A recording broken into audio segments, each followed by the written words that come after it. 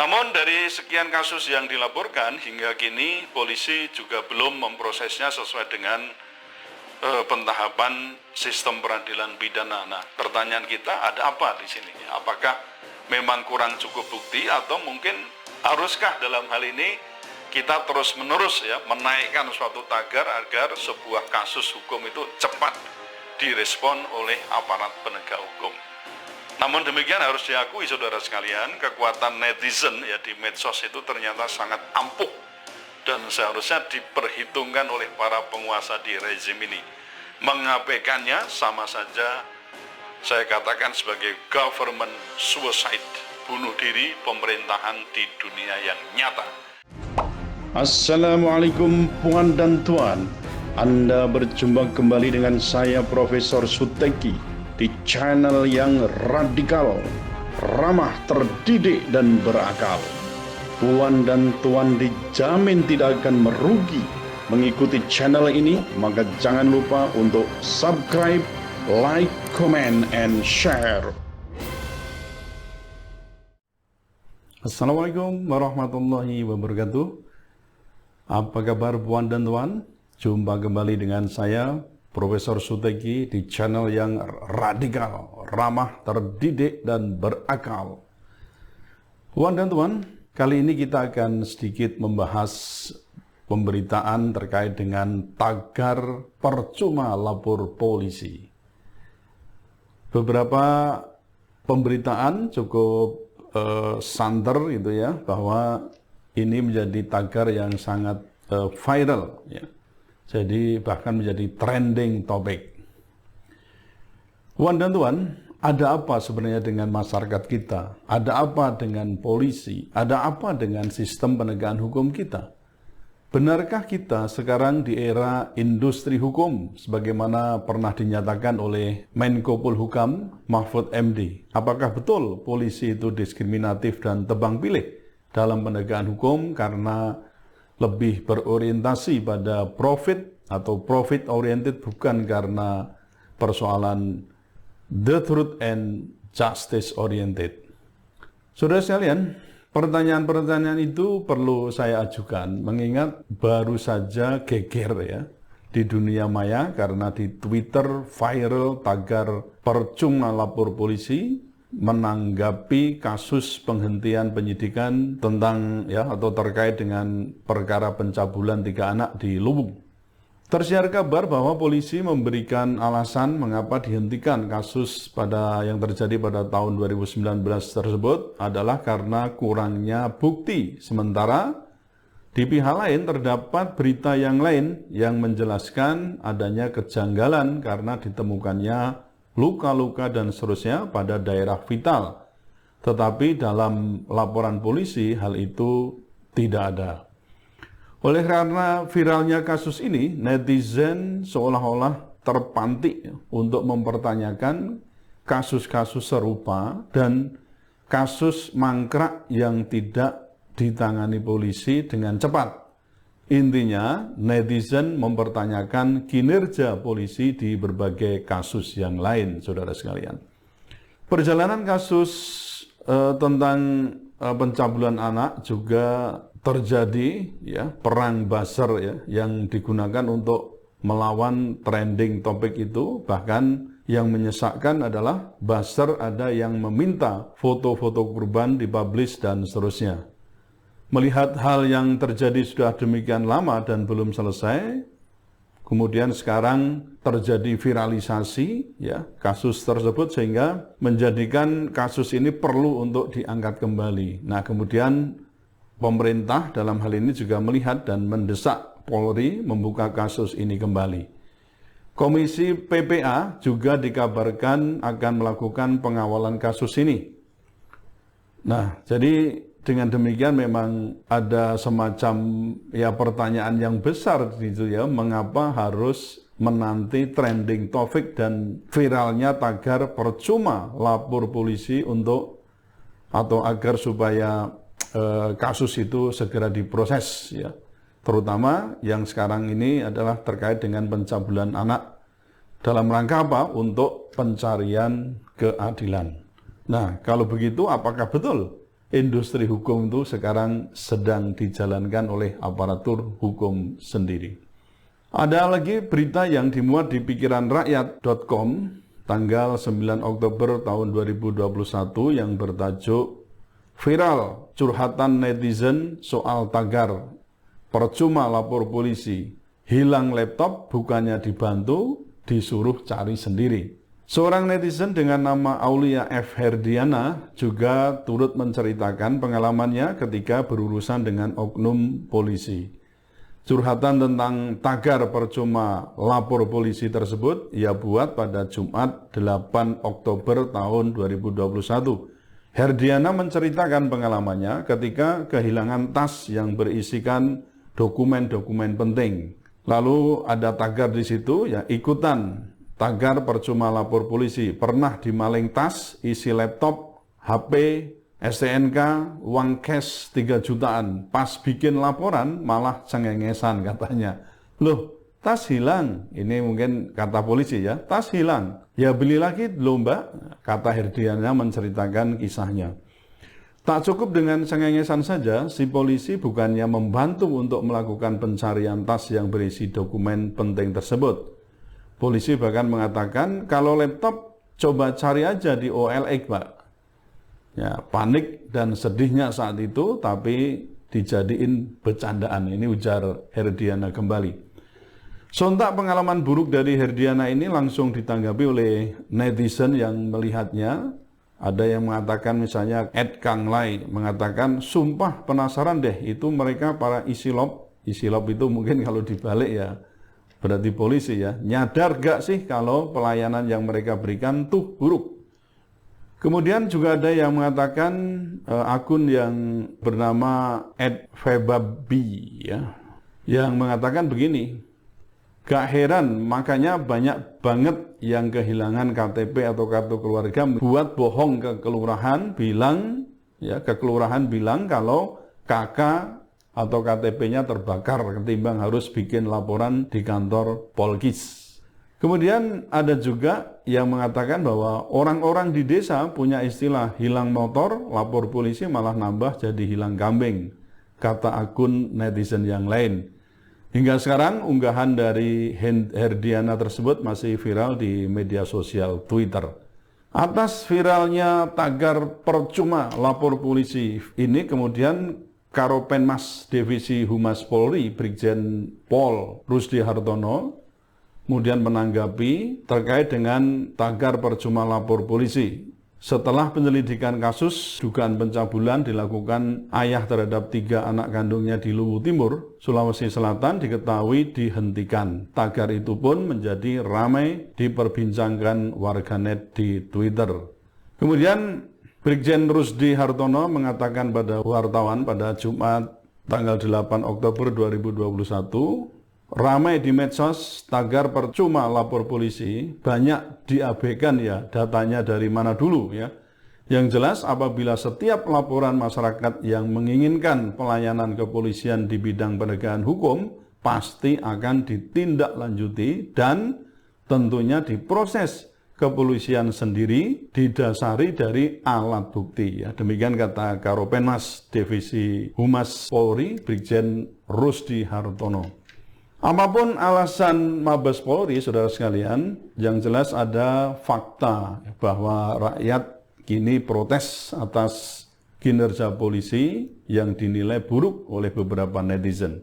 Puan dan Tuan, Anda mungkin masih ingat Menko Polhukam Mahfud MD dalam ILC tanggal 11 Februari 2020 menyebut bahwa industri hukum masih terjadi dalam praktek penegakan hukum di Indonesia. Mahfud MD menyebut masih ada praktek di mana orang yang benar dibuat bersalah, begitu juga sebaliknya. Dia mencontohkan dagang hukum bisa berupa mengalihkan perdata ke pidana, pidana ke perdata. Bahkan dia mengatakan, ya, Pak Mahfud MD mengatakan ada polisi yang membuat surat kaleng untuk dirinya sendiri supaya dapat menceraikan istrinya sendiri. Industri hukum yang dimaksud Mahfud MD yaitu penegakan hukum yang tidak berasaskan keadilan. Sindiran ini dilontarkan Mahfud kepada penegak hukum, yakni kepolisian, kejaksaan, dan hakim.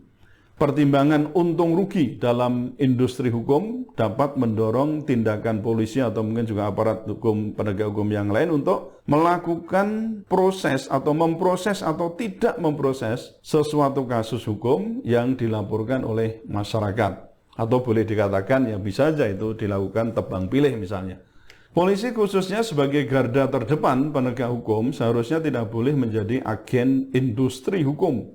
Ini ya karena ketika polisi telah menjadi agen industri penegakan hukum, maka sejak di garda ini pun penegakan hukum sudah dipenuhi pertimbangan untung rugi, bukan pertimbangan kebenaran dan keadilan.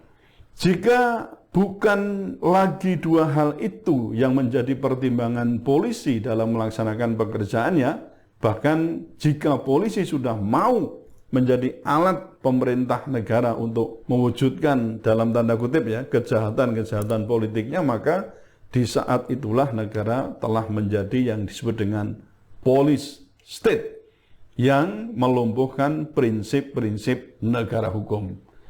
Nah, akankah kita hendak mewariskan lumpuhnya hukum, matinya demokrasi dan pelanggaran HAM yang tak berujung kepada generasi mendatang dengan berkata selamat datang di industri hukum Indonesia?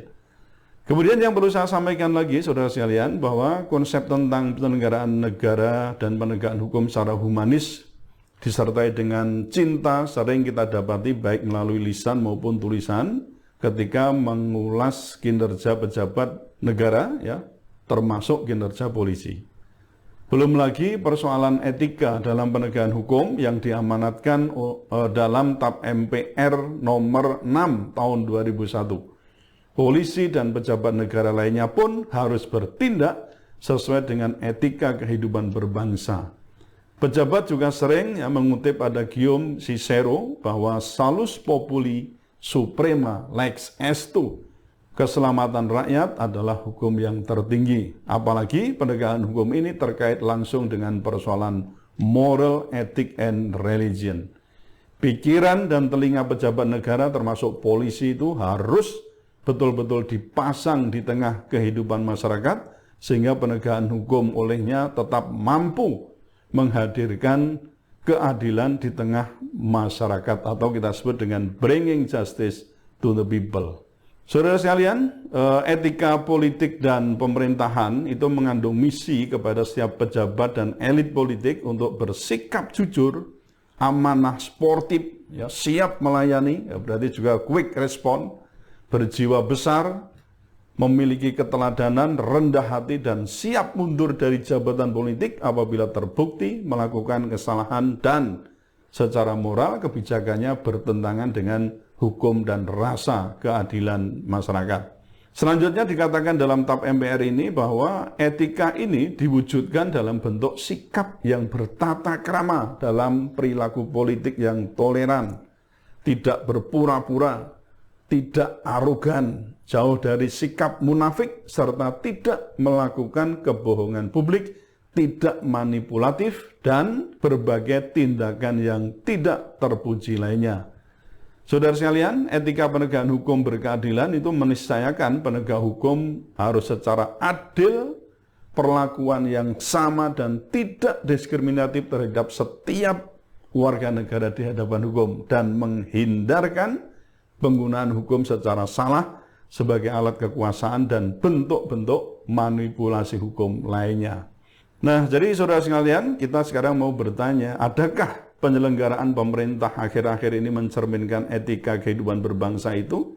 Ataukah mungkin ada sebaliknya, terjadi tindakan-tindakan dari aparat hukum yang sifatnya misalnya ada extrajudicial killings, ada abuse of power, ada maladministrasi, penegakan hukum yang istilahnya itu SSK, ya, suka-suka kami, tindakan yang non-promoter, tindakan yang non-presisi, diskresi yang diskriminatif.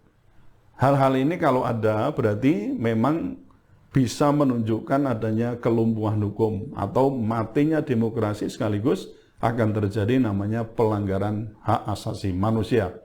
Kita bertanya lagi, apakah ini adalah indikator bahwa proyek industri hukum sekarang ini kalau tadi berjalan ya, itu tengah berlangsung di Indonesia.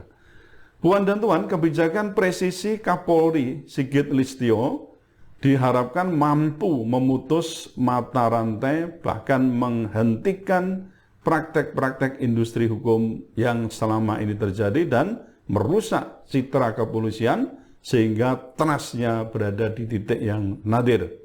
Dalam hal ini ada konsep prediktif. Ya, konsep prediktif tersebut perlu dilakukan guna pencegahan kejahatan dapat dilakukan oleh pihak kepolisian.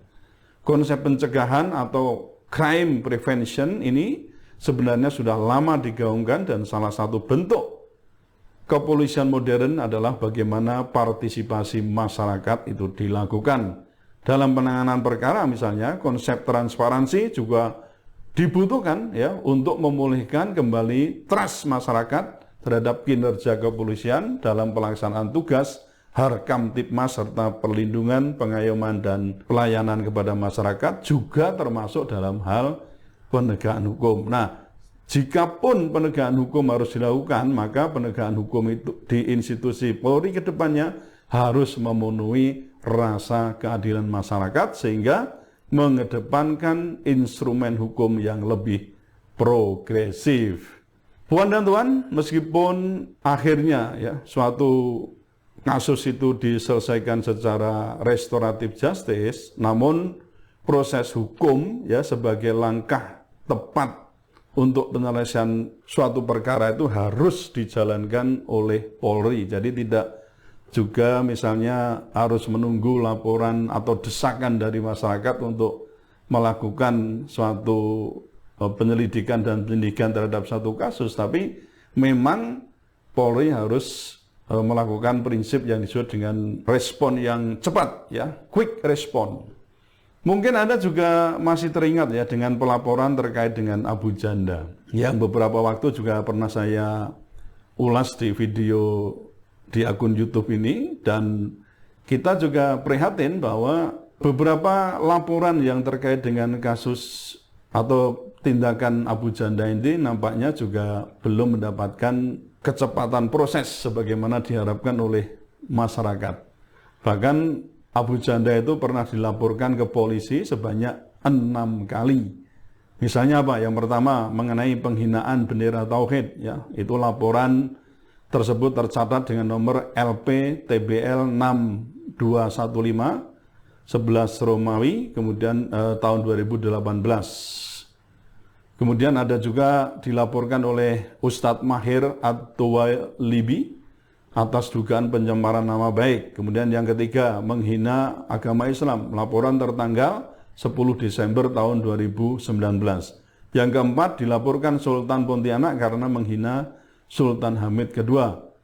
Kemudian yang kelima, ucapan rasis pada kasus Natalius Bige, laporan nomor STTL 30 1 Romawi 2021 Bareskrim tanggal 28 Januari 2021. Yang keenam, KNPI melaporkan Abu Janda ke Bareskrim Polri pada Jumat 29 Januari terkait unggahan status Islam arogan dari Arab. Namun dari sekian kasus yang dilaporkan hingga kini polisi juga belum memprosesnya sesuai dengan pentahapan sistem peradilan pidana. Nah, pertanyaan kita ada apa di sini? Apakah memang kurang cukup bukti atau mungkin haruskah dalam hal ini kita terus-menerus ya menaikkan suatu tagar agar sebuah kasus hukum itu cepat direspon oleh aparat penegak hukum. Namun demikian harus diakui saudara sekalian, kekuatan netizen ya di medsos itu ternyata sangat ampuh dan seharusnya diperhitungkan oleh para penguasa di rezim ini. Mengabaikannya sama saja saya katakan sebagai government suicide, bunuh diri pemerintahan di dunia yang nyata. Tetaplah radikal, ramah, terdidik, dan berakal. Wassalamualaikum warahmatullahi wabarakatuh.